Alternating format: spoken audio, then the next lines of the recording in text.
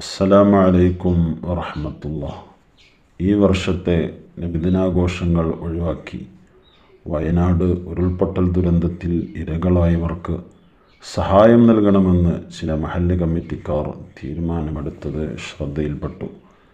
പ്രത്യക്ഷത്തിൽ നിഷ്കളങ്കമെന്ന് തോന്നുമെങ്കിലും അത്രമേൽ നിഷ്കളങ്കമല്ലെന്നതാണ് വസ്തുതകൾ അറിയുമ്പോൾ മനസ്സിലാക്കാൻ കഴിയുന്നത്. ലോകത്ത് എവിടെയുമുള്ള വിശ്വാസികൾ ഹൃദയപൂർവ്വം കൊണ്ടാടുന്ന മഹത്തായ ആഘോഷമാണ് മീലാദ്. വിദ്യാർത്ഥികളുടെ കലാസാഹിത്യ മത്സരങ്ങൾ, നബി കീർത്തന മജ്ലിസുകൾ, പ്രഭാഷണ പരമ്പര, പ്രവാചക ജീവിതത്തെ പരിചയപ്പെടുത്തുന്ന വ്യത്യസ്ത ആവിഷ്കാരങ്ങൾ, ഇവകളൊക്കെയാണ് നബിദിനാഘോഷമായി നടന്നു വരുന്നത്. അതോടൊപ്പം സന്തോഷ സംഗമങ്ങൾ പരിഗണിച്ചുള്ള ഭക്ഷണ വിതരണവും ഉണ്ടാകും. ഇവയൊക്കെ ഒരു പ്രദേശത്ത് നൽകുന്ന ആത്മീയവും സാംസ്കാരികവുമായ സംഭാവനകൾ ചെറുതല്ല.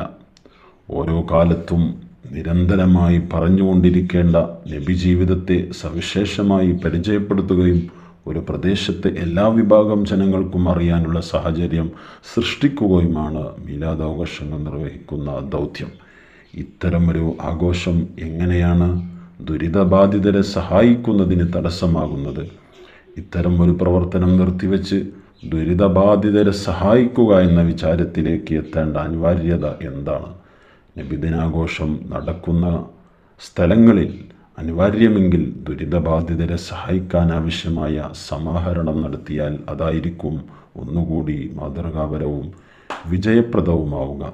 ഒരു പ്രദേശത്തെ നബിദിനാഘോഷം നിർത്തിവെച്ചുകൊണ്ട് പ്രത്യേകിച്ച് നിർമ്മാണപരമായ ഒരു പരിപാടിയും അവിടെ നടന്നുകൊള്ളണമെന്നില്ല.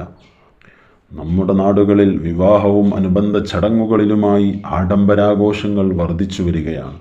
ദുരന്തത്തിൻ്റെ പശ്ചാത്തലത്തിലും ധാർമ്മികമായും ഇത്തരം പ്രവണതകളെ നിയന്ത്രിക്കാൻ മഹല്ല് പരിപാലന സമിതികൾക്ക് ഉത്തരവാദിത്തമുണ്ട്. മഹല്ല് കമ്മിറ്റികളുടെ ഉന്നത സ്ഥാനം കൈകാര്യം ചെയ്യുന്ന പലരും ദുർത്തരങ്ങുകളുടെ പങ്കുകാരാണ് എന്നതാണ് ഖേദകരം. വ്യക്തിജീവിതത്തിൻ്റെ സന്തോഷങ്ങളിൽ ലാളിത്യത്തെ സ്വീകരിക്കാതിരിക്കുകയും വിശ്വാസ പ്രാധാന്യമർഹിക്കുന്നവയിൽ നിയന്ത്രണം വേണമെന്ന് വാശി പിടിക്കുകയും ചെയ്യുന്നവർ കപടമായ ചില വാദങ്ങളാണ് നബിദിനാഘോഷത്തിനെതിരെ നിരത്തുന്നത്. എവിടെയും നബിദിനാഘോഷങ്ങൾ നടക്കട്ടെ.